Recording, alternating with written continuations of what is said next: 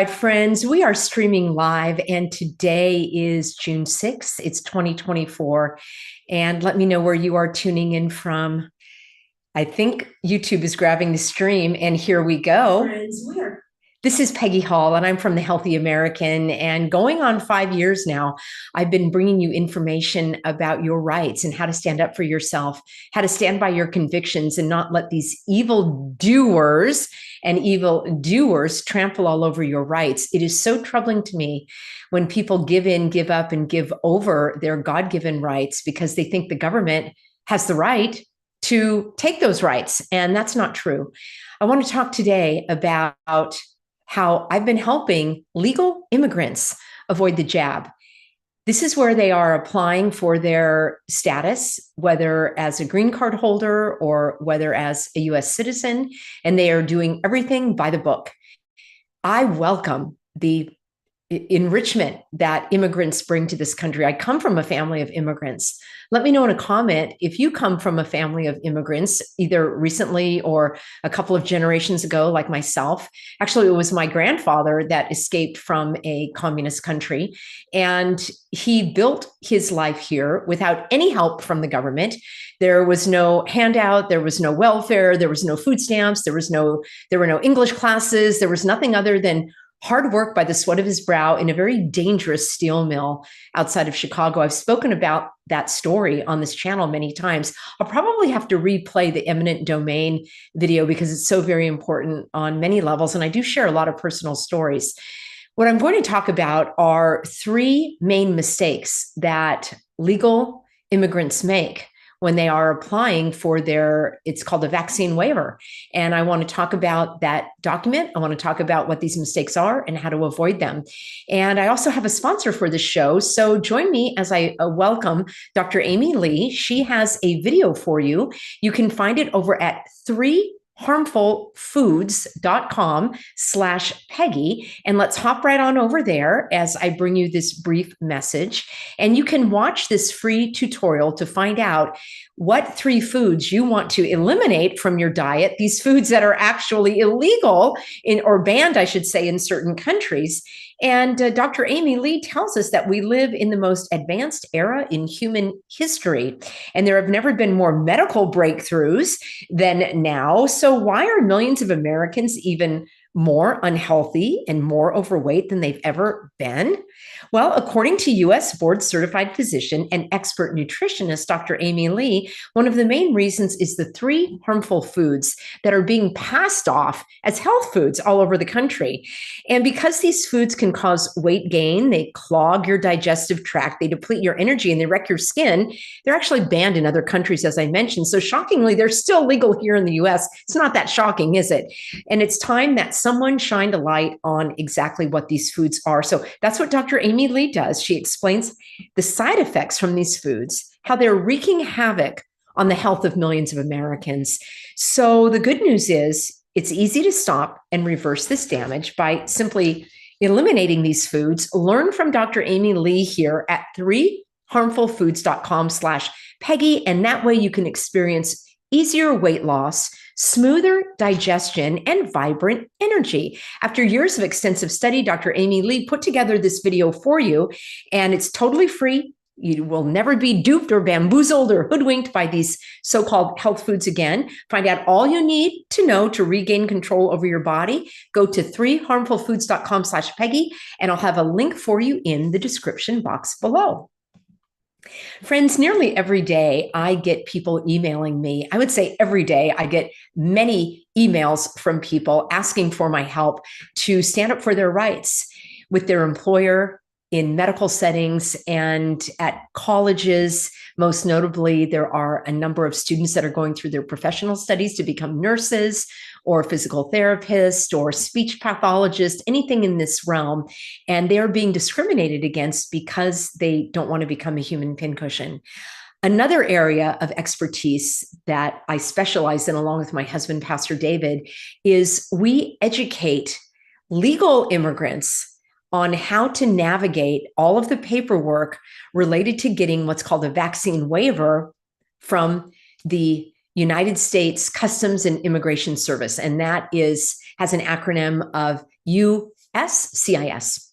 Let me know if you or someone you know is navigating this right now. This is where the legal immigrants are going through their paperwork, and they actually have the right of no consent to any of these activities that are in conflict with their sincerely held religious or moral convictions. That's actually the language in the paperwork. I've done previous videos that you can search on my channel by looking under immigration or immigration help. But what I want to do is make this very concise video because I've been helping several individuals, and I want to make sure that anyone out there that hasn't reached out to me personally will still get this information. There are many pitfalls that applicants will stumble into, unfortunately. It should be as easy as checking a box saying, I do not consent because God told me not to. I do not consent because I morally object. I do not consent because this practice is abhorrent to me with my God-given conscience. Those are some simple ways of expressing it.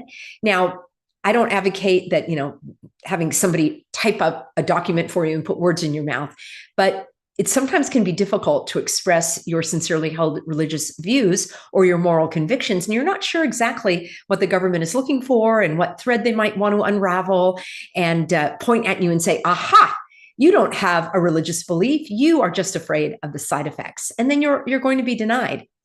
Now, I've spoken at length when it comes to employers, and not only employers, but you can also put this in the category of getting medical treatment, or if you're going through some kind of educational program.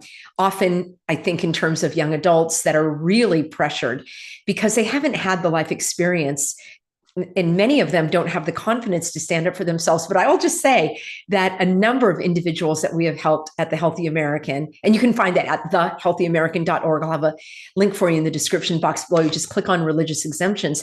There are young adults that are standing up saying, I am not going to go through this no matter what. So there are three main ways in those settings that you can be denied. And number one is that they don't believe you. And that's the same thing with immigration. If they think that you're just saying this because you want to get out of this so-called requirement, then they can exclude you and deny you by saying, I don't think you're sincere. Luckily, federal courts again and again and again and again and again have upheld the fact that no one has a right to judge, belong to a traditional religion. You can believe in Mother Earth or the stars and the moon. You can believe in no God at all. You can have an atheistic belief, and that is still protected under US law. So this concept that somebody on a committee can judge your sincerity of your soul is so vomit worthy. I can't even, I'm speechless when I come to think about it. That would be like going before a committee and they're going to determine whether or not the applicant is gay. Well, that's that person's scenario and situation, and who has a right to, well, I don't want to get into, what I'm trying to say is legally, your sexual status is protected, your skin color, your ethnicity, your age, your gender, either of the two, and your medical status and your religious, moral, and ethical beliefs are all protected under federal law. And most states have their own secondary set of laws, but they all have to follow the federal law. So this is so bizarre to me to think that some committee, or in the case of immigration, that one agent, one officer would determine whether or not you're telling the truth.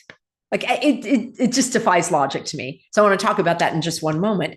So that would be one way that they would deny you. Now, in the case of and I'll tell you the pitfalls to avoid in just a moment. In the case of medical discrimination or your employer or being in an educational setting, the other thing they're going to say is you are a risk to someone else. You are this silent assassin carrying this deadly disease that you don't have symptoms for. And it's so risky to have you in the, situation and near anybody that's fully a human pincushion. Somehow that defies logic as well. Even if they weren't a human pincushion, there is no irrefutable data or evidence that you could make anybody sick anyway. There are even laws in the state of California that are airtight, saying that in order for someone to claim that you made them sick, there are 3 standards that have to be met. Number 1, you have to know that you're sick. This was back in the AIDS days. Yeah, AIDS. We know all about that. And if you don't, you should do a little more digging, because it was Fauci that brought that onto the scene and also withheld medications and promoted medications that were deadly. Look into that. But at that time, there was a law that was passed in California saying that the individual that you were claiming made you sick, for example, infected you with this disease, then they had to know they had it. Number 2, so that's one threshold you have to meet. Number 2, you had to willingly seek to infect them. So are you willingly trying to infect somebody at your doctor's office or at work or at the grocery store or your college-age child? Yeah, no. And the third thing, and this is the threshold that can never be met, it has to be proven that, in fact, it was you that infected them if they came down with some deadly disease. How do you prove that it was you and not the clerk at the grocery store or some other paramour that they had a relationship with? It's nearly impossible. So, in fact, I would say it's impossible because it's never been proven. So for your employer or your young adults, college campus, or even your doctor to say that you could make someone else sick and therefore it's a risk that they cannot take, it can't be proven. Now, you're dealing with a lot of criminals that don't follow the law, and actually maybe they've had so many cocktails and they have lost a lot of brain cells from breathing in their carbon dioxide and all, like they can't think clearly. I was in a store today and the clerk was so unbelievably like vacant. Now, I have a great deal of compassion for those who are hurting and are dealing with their own private struggles, but why don't you take some time off work? If you're going to show up at work, you need to like be there. And I don't know if they have brain damage. I don't know what's going on, but have you noticed that more and more people just like aren't with it? Like you're asking them a question, they don't understand it. You're trying to have somebody take your order and you have to tell them again and again. And then they still ask you, what was it you wanted? It's like, what is going on there? So that's just an aside. But the fact is, the third way that they try to deny you is they'll say that it's impossible to accommodate you. So they'll say, okay, we believe you that you're sincere. And then they'll say, well, yeah, you're right. It's not really a threat because everybody else is a human pincushion. And if they're wearing a raincoat, you don't have to wear one, as I describe it thusly.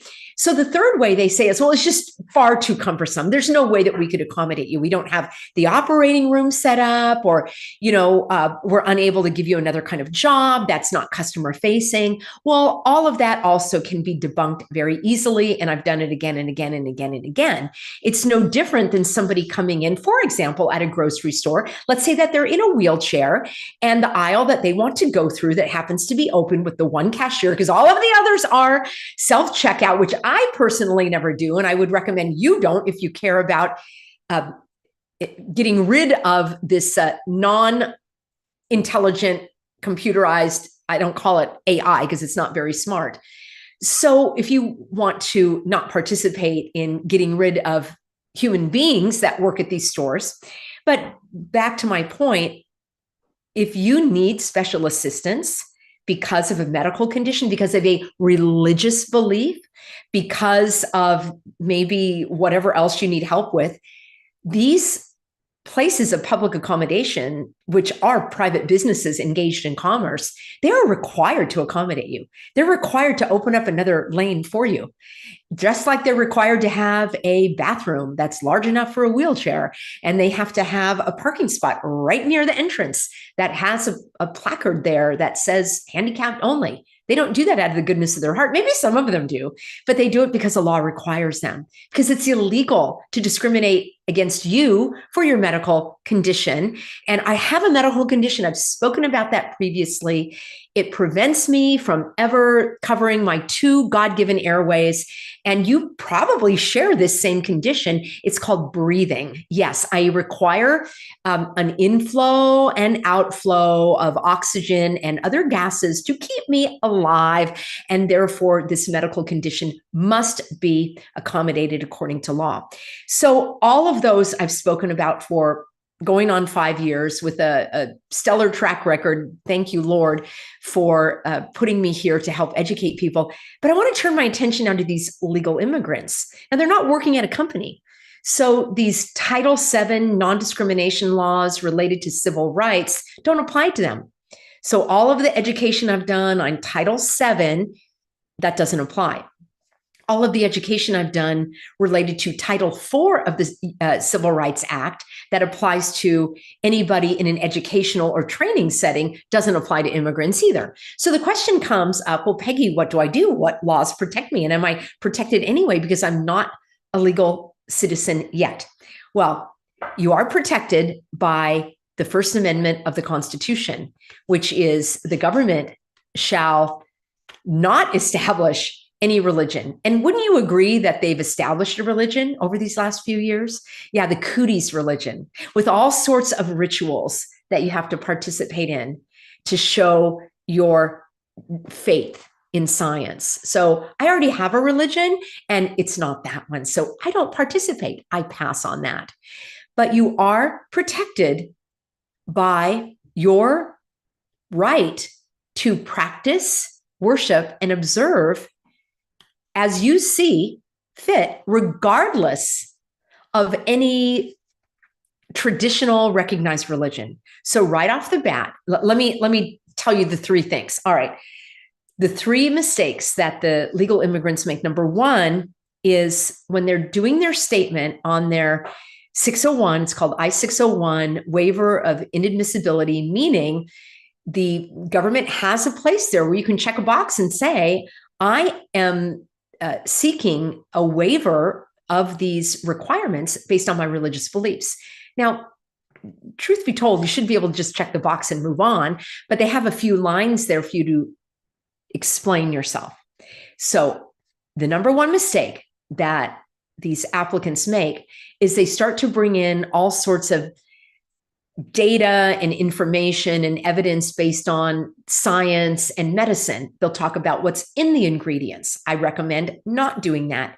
Maybe in the early days, it sounded like a good idea to talk about the aborted fetal cells, but it just gets into a very murky area where then these officials want you personally to substantiate your claim, even though all of the big pharma companies have already stated exactly what's in these ingredients. But the fact of the matter is, it doesn't matter if they contain Hershey's chocolate syrup. You have a right of no consent, whether or not the ingredients are to your liking or not. So I would, at this stage of the game, not mention it. It gets into murky waters. It's a thread that they can unravel. It sets up a whole new influx of questions because many of these agents and, have been, I guess, educated or informed by attorneys with slimy tactics to start turning the screws on you and making you prove all of this. So some individuals will talk about the side effects or the fact that, the efficacy comes into question, or that they were medical experiments and there was not enough safety testing. Well, all that is well and good, but it has nothing to do with your religious belief or your moral convictions.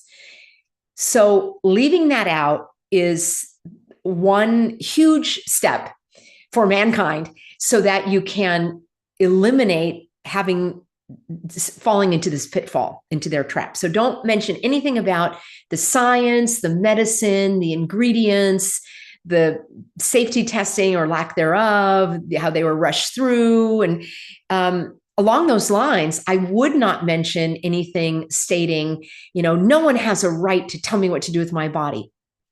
You may believe that, and that's fine, but it has nothing to do with a religious belief. And they will misconstrue that as a political statement or a personal vendetta. So you want to leave the politics out. You want to leave the science, the medicine out. We've had several, in fact, we've got 100% success rate with those that we educate. I'm not giving legal advice. These are strategies. This is information. It's education.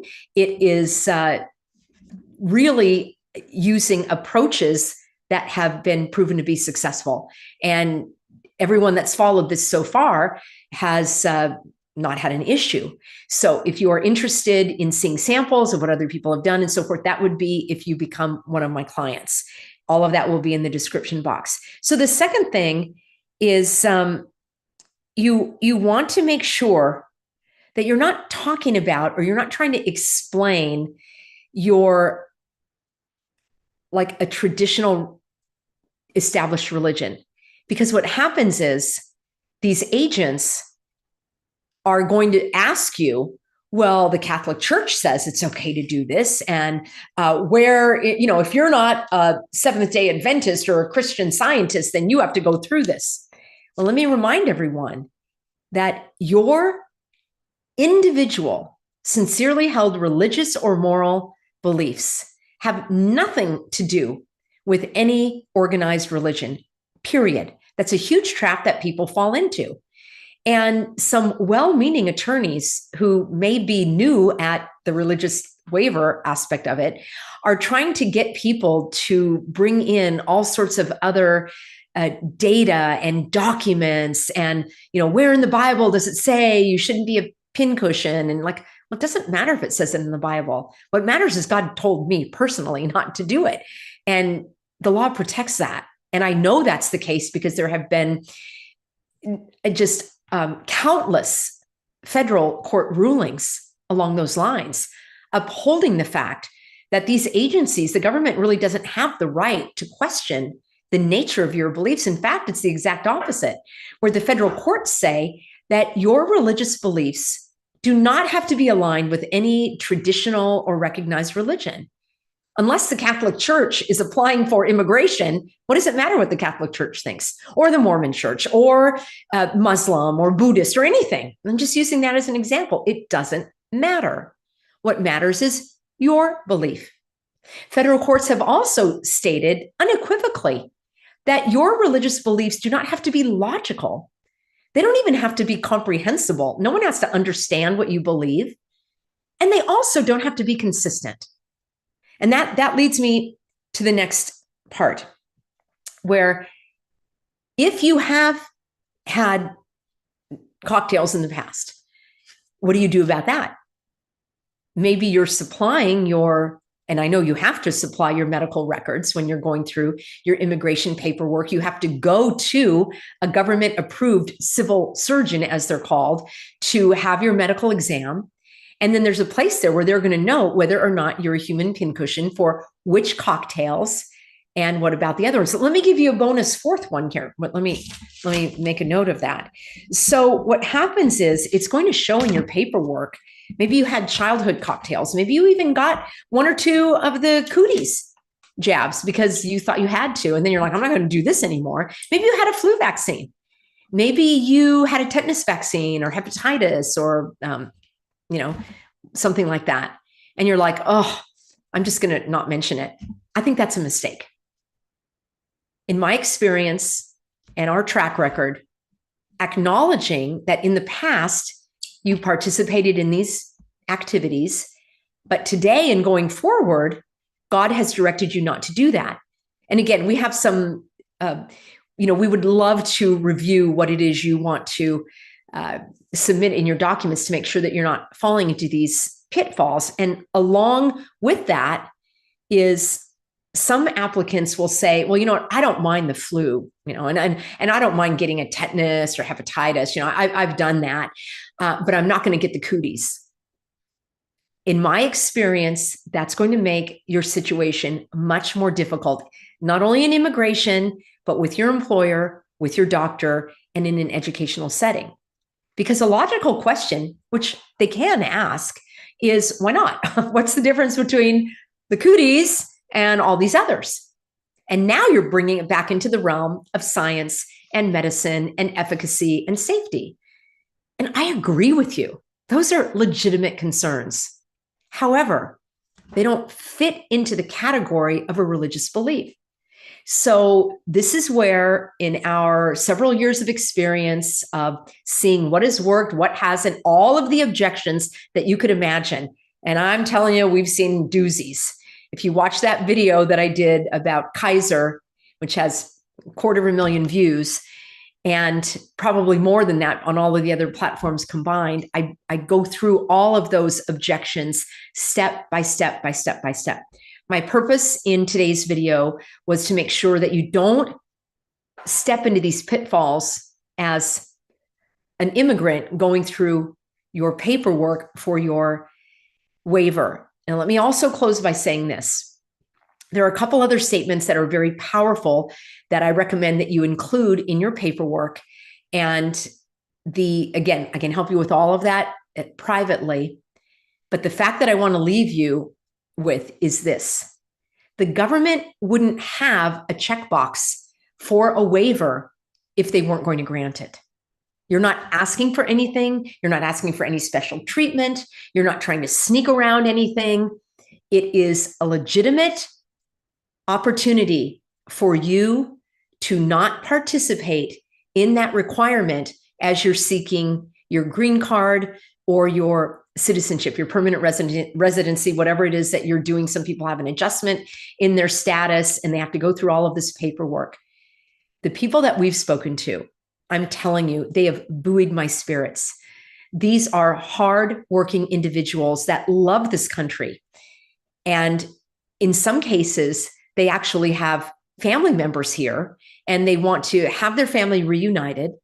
In some cases, there are couples that met and were married in other countries, and now the husband or the wife is an American citizen and they want to move to the United States and they're doing everything legally. I applaud them, and they are so frustrated because they'll say, oh my gosh, I could have just snuck in and gotten the free money and all this kind of stuff. But at what cost? Their dignity, their integrity, to think that they're breaking the law. There are legal ways to go through this, and it is appalling to me the amount of time that it takes. And I want to help people cut through all of that by not being denied and then having to do another appeal. Talking to these immigrants that love this country because of the religious freedoms and because of the countries that they are leaving, they want to make their life here. I applaud them and I welcome them wholeheartedly. So that is why this work is so very important. If you know someone that is struggling in this area, that is paying thousands, tens of thousands of dollars to attorneys who then tell them, just get the jab. You don't want to be denied. Okay, that's ignorance. And probably a few other things. I don't want to jump to conclusions because I don't know the individual attorneys that are recommending that.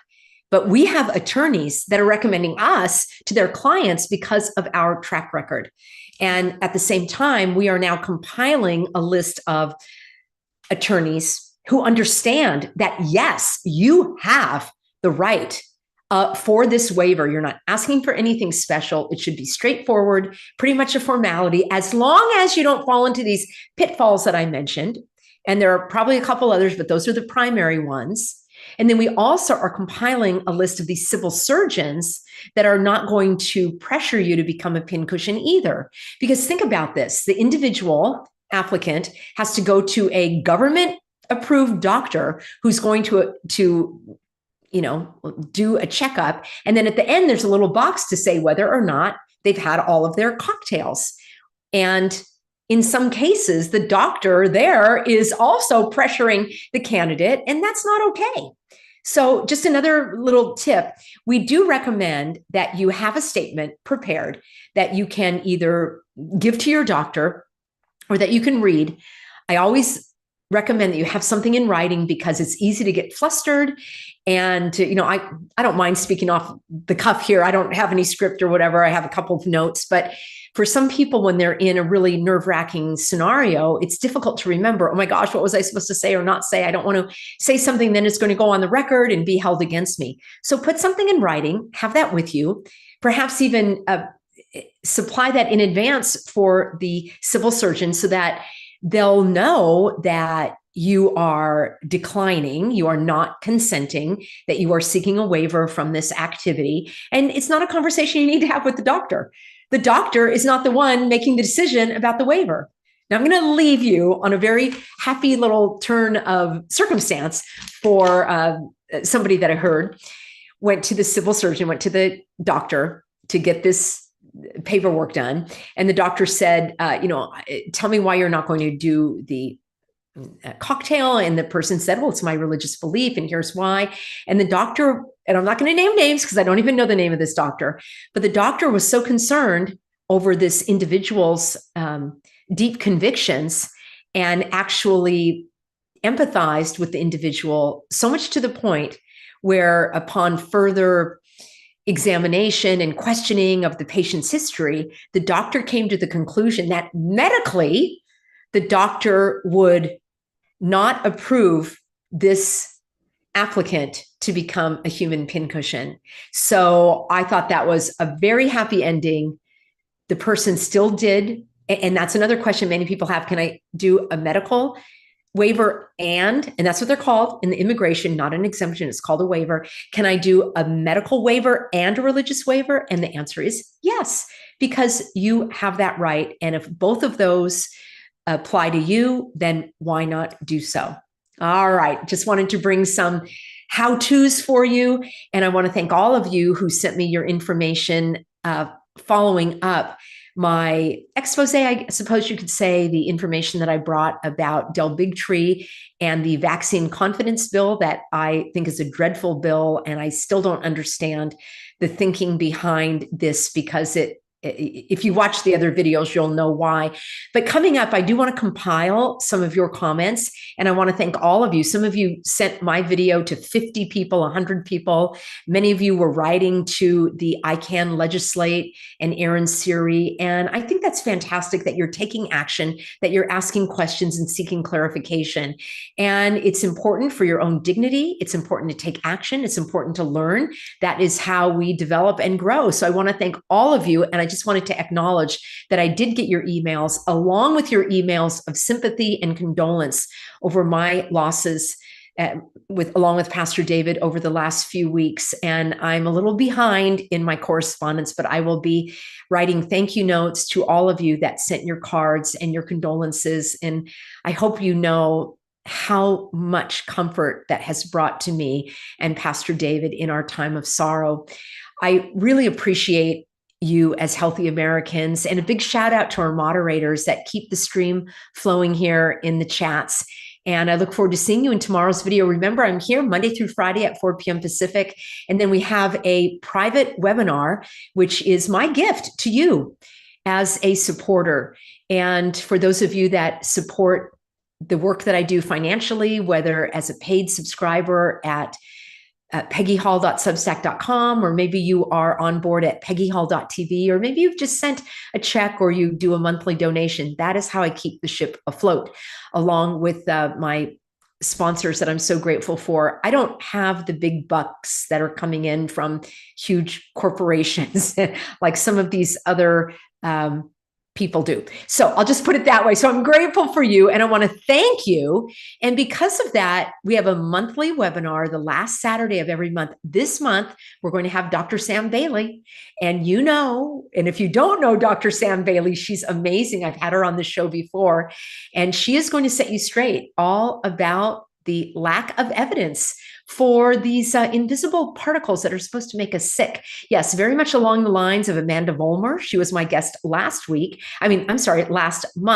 And I'm so grateful for these caring professionals who come to be a part of our private webinars, where we speak very freely without the code words, and we don't have to worry about the censorship. So if you think you should be a part of that group and you haven't gotten an invitation, email support@thehealthyamerican.org. And on the website, there's a place to donate. The snail mail is preferred because there's a lot of funny business online, as you know. So I've got that address for you in the description box. Simply Peggy Hall. It's a P.O. box. It's Avenida Del Mar, 205 Avenida Del Mar, number 681. That's the P.O. box, and that's San Clemente, California, 92674. Thank you, everyone. I've got a stack of letters to go through with your sympathy and empathy, and it means the world to me. And I'm going to be here as long as God calls me to do this work with my unobstructed breath of life, along with you, marching this all the way to heaven. See you soon.